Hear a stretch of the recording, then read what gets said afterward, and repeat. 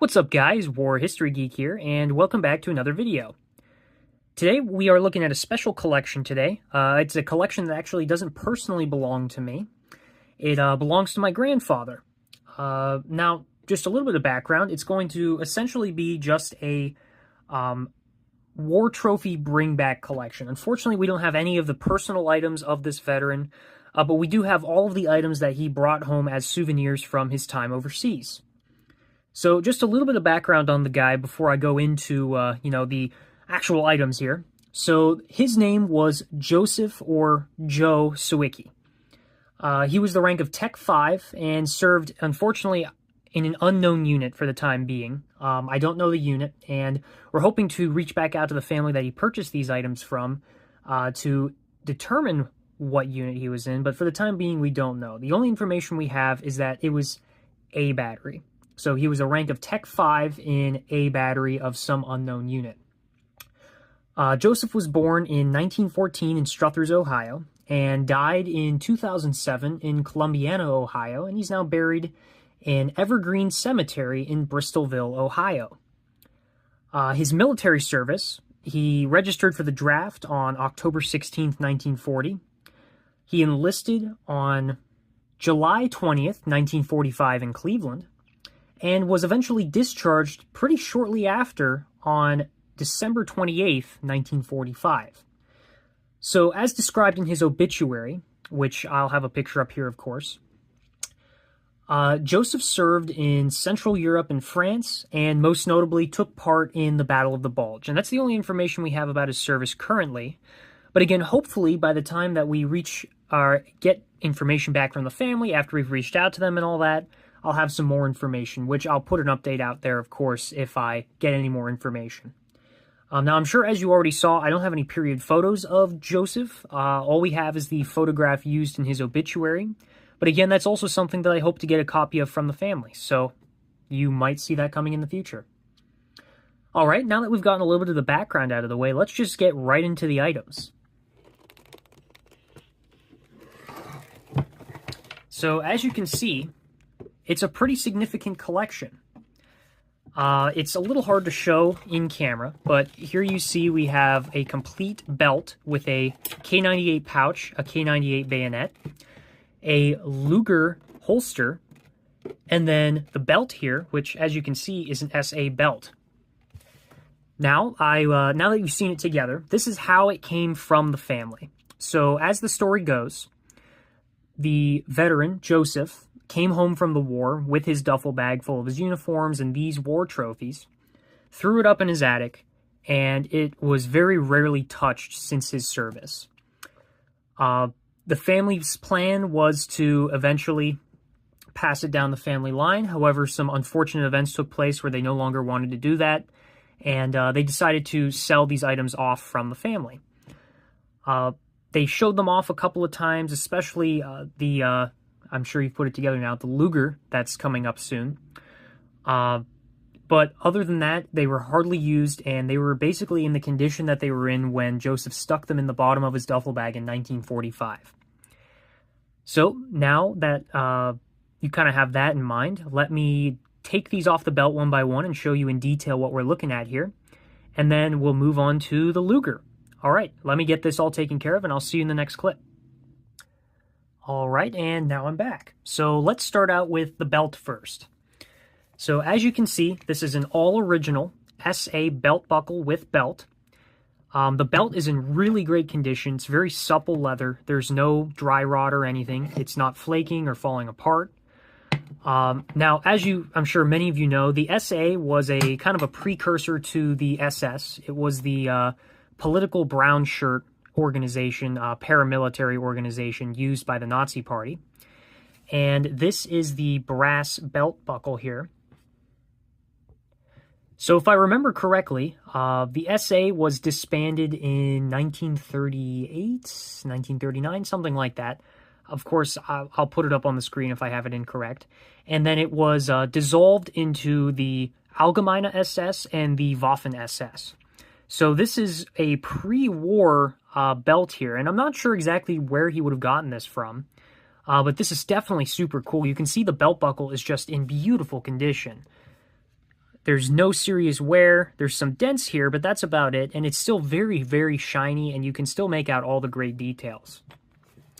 Now, taking a look over here, you can see loosely what that maker mark is there. If I remember correctly, it's hard to make out, but I believe that says 1940 right here on the bottom. So you can see that this is a fairly early belt here. And taking a look, there's not much to it. As you can see, it's a rather large size belt at 105. And taking a look at the back of the buckle here, there's nothing really of note. There's no maker marks or anything. It does have this problem that you do see with military items, is that this brown kind of growth of oxidation, sludge almost, and that's not really super harmful to the artifacts. Of course, it'll be nice to get it off, but it's not harmful for the long-term storage of these artifacts. And then taking a look at the catch here, you can see that this is in a some kind of a steel or aluminum. So pretty neat there. And that's about it for the belt. So moving along here, let's take a look at the K98 ammo pouch. So I'm not going to spend too much time on this. This is pretty standard. You guys have seen these on my channel before. Zooming in here, you can see that this is a later war pouch, as it has the maker code instead of the actual maker name on the back here. And then you can also tell by the details that this is a mid to late war example as well. You can see the back is riveted construction. These are flat instead of rounded nipples on the bottom. And it has the square ring instead of the D ring on the back. So this is pretty neat. You can tell that this is probably a 1943 or later ammo pouch. I'll show you inside this pouch here. You can see the lines of dirt from being stored for so long. And as you can see, it's just standard on the inside. No markings, no nothing, just a standard, good condition, good quality, later war ammo pouch. So, moving along, next up we have the K98 bayonet. So this is a pretty cool find. So, unfortunately, a lot of the bluing on the sheath is pretty much gone. It's just due to wear and everything else, and that's not super uncommon. If taking a look back here, you can see it has Bakelite grips.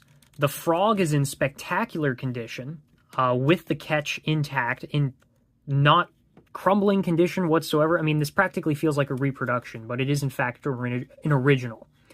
Now, unfortunately, the frog is not marked with anything, so we don't know the year or maker or anything. And then taking a look up here, you can see this little scrap of paper attached to this twine, and you can see that that would have been the capture tag for this item when it was held in storage on the ship back to the United States while Joe was coming home. Because, of course, soldiers coming home were not allowed to keep weapons on them unless they were hidden, of course. But it's obviously he turned these in through the proper avenues. He had them registered to him, and then he got them returned to him when he got back to the States. So, unfortunately, the tag is gone off of this, but you can still see that this did have a tag at one point, which is super cool. Now, taking a look at the sheath here, one more time, you can see the mark there, 7837. And pulling out the bayonet, you can see that the bluing is just in beautiful condition. Now, of course, there is some wear up at this end here from going in and out of the sheath. And unfortunately, you can tell that it was sharpened slightly on this back edge here.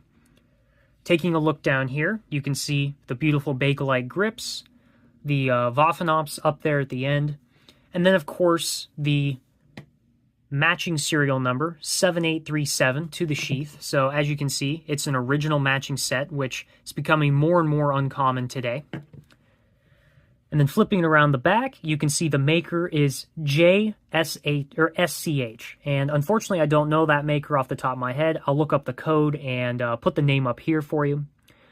And then the final thing here, if you take a look at the back of the knife, or I'm sorry, back of the bayonet, you can see the year of manufacture, which unfortunately the first number is a little ground down, but I'm guessing it's 1940 because of the 0. So, super cool find on the bayonet, super good quality condition item, great condition frog, and it's a matching set. So you just don't see stuff like this very often. great condition bayonet. Would make a great item for any collection. All right, now taking a look at this holster here. As you can see, it's a standard Luger holster. If you take a look at the inside, it's in pretty good shape. It has the standard wear here of pulling the Luger in and out on the back. It has the original teardown tool, which I'll zoom in here to show you. In great condition. It is Waffenamt marked. So pretty great that it's still in its original holder on the sheath. I'm sorry, yeah, it's original holder on the holster. And taking a look at the back here, you can see the markings. So you can see it is an FFC 1941 with the Waffenamt there. Super cool. Markings are very, very clear.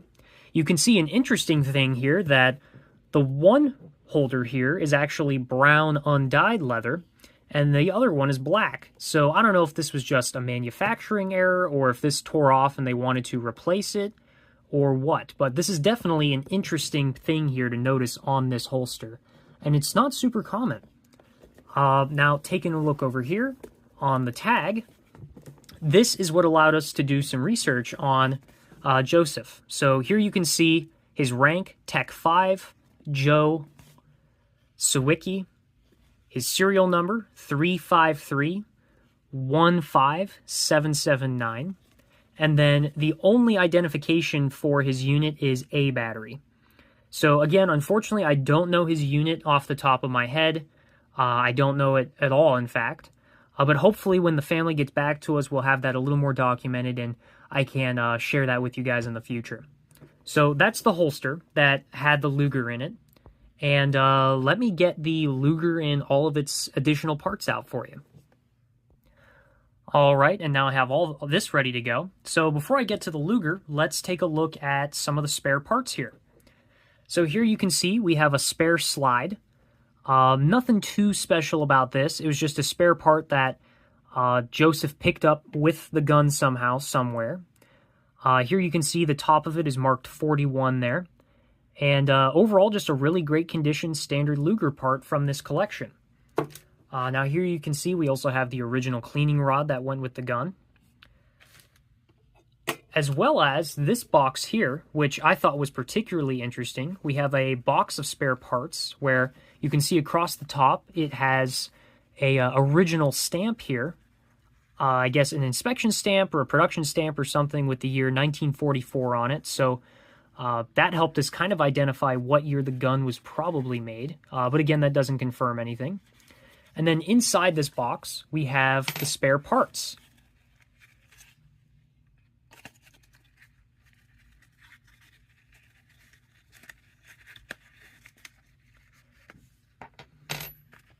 So this, I believe, was originally an ammo box. This would have had rounds for the Luger inside of it, and this is how that would have come.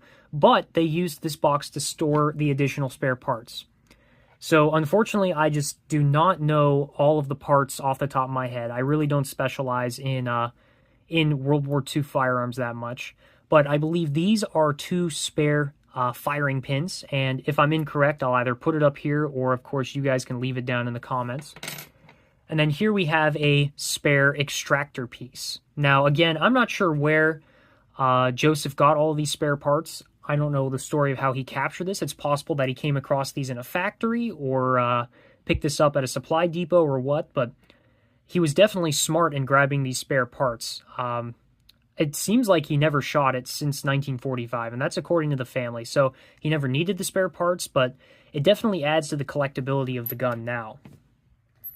And then, like I said, this I just think is super cool that he took what was at one time a box used for the ammo and started using it to store the spare parts, which is just super cool. And you can see pistol parts written all over it. Now, taking a look at the spare magazine here, you can see that this is a Bakelite bottom, standard Luger magazine. It's in great condition. Spring is still strong. Taking a look at some of the markings on it, you can see the Waffenamt there, 37. And then you can see these markings down at the bottom. We have FXO, another Waffenamt, and then PO8 standing for the Luger, of course. So, again, just a super cool item, the spare here. And standard Luger magazine. So, super cool find. All right, and now we're on to the best part of this collection. Here we have the Luger. Now, of course, you're going to be thinking, well, unwrap it for me. Well, what's interesting about this is that this is an original bandage from the Second World War. I found a listing on IMA selling these exact same bandages, which of course I'll have up here if I can find it, which is just super interesting to know that when he captured this Luger, wrapped it in this oil-soaked bandage for first aid purposes, and that's what preserved it for so long. And this is original still with the Luger, which is incredible. So let me unwrap it here for you so that you can get a good look at this beautiful gun.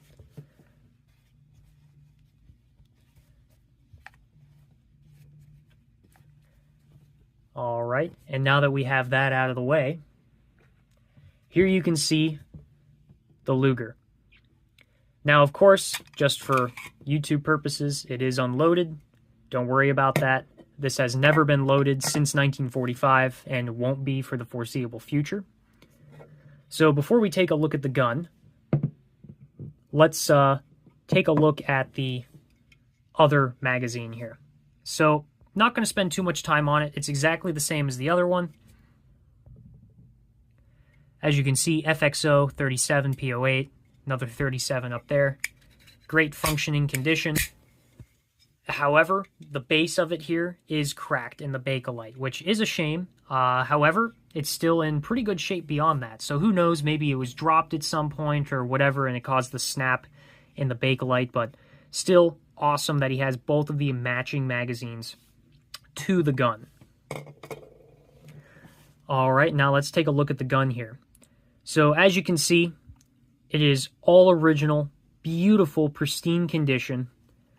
As you can see, all the parts work well. Now, I'm not going to act like I know all the details about Lugers. Like I said, I do not specialize in World War II firearms. I prefer collecting uniforms and bayonets and field equipment and personal items because I feel like I can get a bigger bang for my buck. However, this is still, even I know that this is a beautiful gun. So, of course, if I get any details wrong, please feel free to correct me if I don't already correct myself. But please enjoy taking a look at this beautiful gun. So as you can see, this is Bakelite black checkered grips. If I zoom in here, you can see that it's all matching parts. You can see P08 on the receiver over here. 11s all over the place to match the serial number, 7711 right there. You can see Waffenops all over it. And this is the side that has the only wear for the most part. You can see some wear in the bluing right there, as well as some wear on these parts here. And that's really about it. That's just holster wear from pulling it in and out, and that's pretty much the extent of the wear. Taking a look at the top here, you can see 41 with BYF, which stands for Mauser. Judging by the machining on the parts, as well as the black Bakelite grips, this is probably a middle to late war manufacturer, as most Luger production stopped in 1942, however Mauser continued through November of 1943. Zooming in even a little closer here, you can see a really clear sign of some of the lower quality machining right there on these parts. As you can see, the trigger pull is still strong. You can see Waffenops here with the big approval stamp there, as well as on the barrel. And I'm actually not sure what this logo means right here, but hopefully somebody down in the comments can show. Taking a look at the back here, you can see another 11, the hook here for a lanyard of sorts, and the heel here for attaching different things to it as well. So just an absolutely beautiful gun. I feel super honored to be able to handle this. Now again, I'm going to point this at the camera so you can get a look at the barrel, but that's all I'm going to do. Of course, it is unloaded. And it's just a beautiful, beautiful gun. As you can see, it still functions perfectly. And I'm just, like I said, I just feel very happy to be able to handle this. As you can see, unloaded still, of course. But it is just an absolutely beautiful, beautiful original Luger.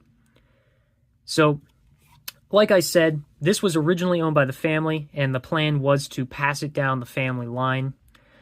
But unfortunately, that didn't happen. So my grandfather, who is friends with the person that he purchased these items from, decided that he wanted to purchase this as an investment, and that's what he did. So that's all there is to show for this collection. I could talk more about the details of the Luger. And it's just, unfortunately, I'm not super well trained on it, and I don't want to misspeak. Like I said, it is a Mauser-made 41 dated receiver, probably 44, 45 make, all matching original, beautiful, only holster wear condition with the matching holster. In fact, let me grab that so we can take a look at that. We can tuck it back inside for one of the first times in a long time. As you can see, it fits beautifully right there inside. You can imagine a German soldier pulling this in and out. My guess is that, based on the wear, this was probably given to an officer that had some kind of a desk job or was a high-ranking officer that didn't use it very often. Now, it's also possible that, like I said earlier, he picked this up at a supply depot or something as well. But I don't know if that fully explains all of the holster wear on it, as well as all of the wear on the holster. I do think that this was an everyday wearer, but never saw any combat. Taking a second to slide that magazine back in. As you can see, the release works perfectly still. And like I said, I just feel super honored to be able to handle this Luger. It's a beautiful example. I've had the opportunity to handle a couple of others through my other reenacting hobbies and friends that own them. But it's a whole nother thing to be able to take a look at one up close and really handle it. So if you guys ever get an opportunity to handle a Luger like this, or even purchase one, you should definitely take that opportunity. So, if you guys enjoyed, make sure to hit the like button, and when you're in that area, hit the subscription button and notification bell. I have plenty of other videos coming up in the near future, so stay tuned for that. Also, make sure to check out my new website, warhistorygeek.com, to see publications of my research and of veterans and digital forms of documents, photographs, and photographs of physical artifacts that I have in my collection as well. All right, that's all I have for this one, and I'll see you in the next one. Bye!